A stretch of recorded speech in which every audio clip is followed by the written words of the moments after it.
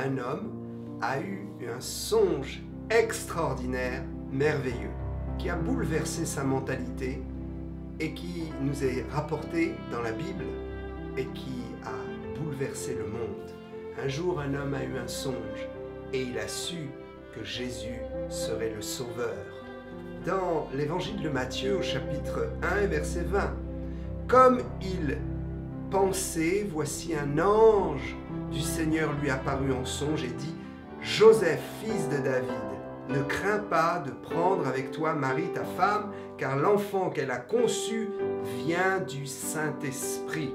Elle enfantera un fils et tu lui donneras le nom de Jésus. C'est lui qui sauvera son peuple de ses péchés. » Noël est le mémorial. Noël est la période de l'année la plus excellente où le monde entier se souvient qu'un jour un sauveur nous est né.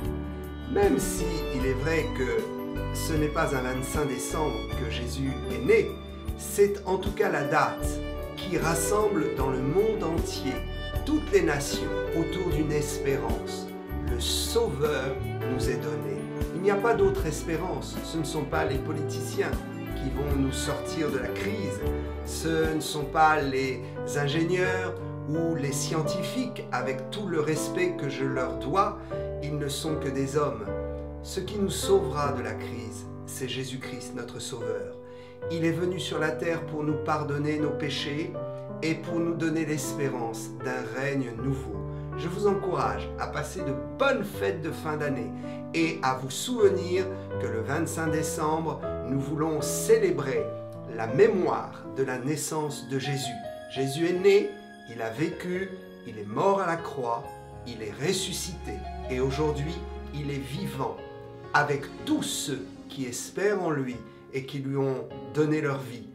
Reconnaissez-vous simplement pécheur. Dans le texte que nous avons lu, la Bible dit que Jésus sauvera son peuple de ses péchés.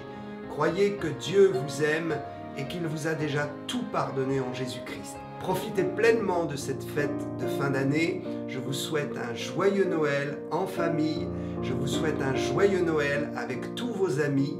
Et si le Seigneur tarde à venir nous chercher, profitons encore de cette fin d'année pour envisager une merveilleuse année 2016 avec l'espérance de la foi en Jésus-Christ.